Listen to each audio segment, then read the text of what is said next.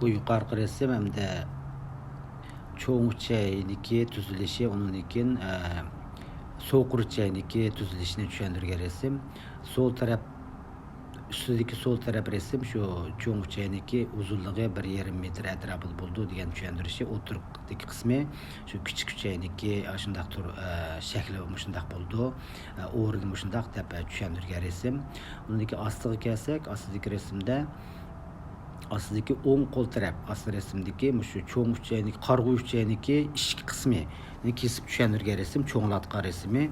Undan inchga uzun kagini shu bizning so'qircha bo'ladi. Hamda undan shu so'qirchaning ust tarafida uzunroq kagini 12 kichik kuchayning oxirgi qismi shu cho'ng qarg'u chayiga tutishdi. Tutishgandan keyin mushuda so'qircha qismiga yemekler to'silib qoladigan ahvollar bo'ladi. Shunlashqa bir yallig'inish bo'ladi. Yallig'inish bo'lgandan keyin bu yallig'inni ba'zida yerilib ketadigan ishlar bo'ladi. Diqqat qilmasak, shunlashqa so'qircha operatsiyasini ayni vaqtida ko'p qantuq. Bu hamda ba'zilar kichik operatsiya deb biladi, ammo buni tepishmi oson emas. Har xil bo'ladi. Ba'zida bu o'ng tarafda bo'ladi. Ammo ba'zida jiddiy qo'zg'alib ketsa, bu uchayning harakatlanish jarayonida sol tarafga o'tib qoladigan ishlar bo'ldi. Qandaqsiga degan chaqda uchay almishib qolib, bu ashna ahvollar bo'ladi. Shunlashqa bu operatsiyaga sal qarag'il bo'lmaydi. Ba'zida kichik operatsiya deb xato tushunishlar bo'ladi ekan. Ba'zilar andan keyin osti xarakterli bo'lib ketsa, uni davolaydi. Davolab andan keyin joyillik bilan doktorxonaga bormay qolsa, yerilib ketadigan ishlar bo'ladi. Yerilib ketsimi uni davolash tas emas, ammo qo'saqning ichini butun tozalaydigan ish bo'ladi. Operatsiyadan keyin to'rba qo'yib, shu ahvollarni kuzatib, balans yotadigan vaqtni uzdirab ketadi. Shunlashqa buniki sababi har xil bo'ladi.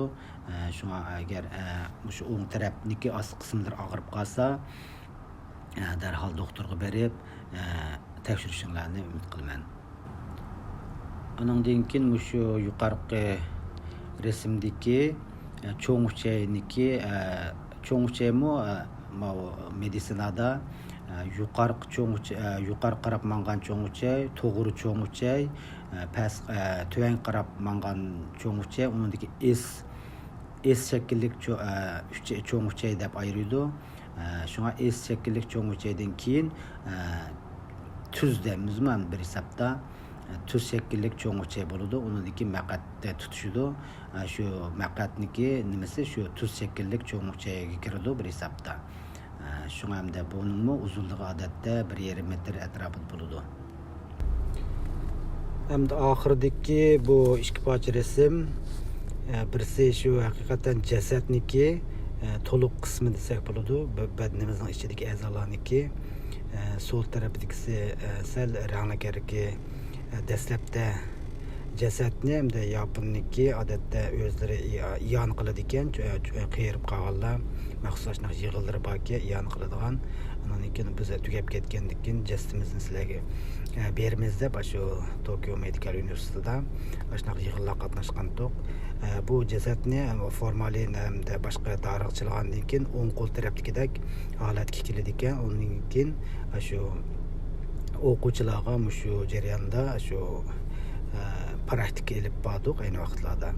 Andan keyin eng asosiysi, eng oxirgi resim shu boshda degandek hazm qilish sistemasini shu eg'izdan boshlab maqatgacha bo'lganlikning model shakli.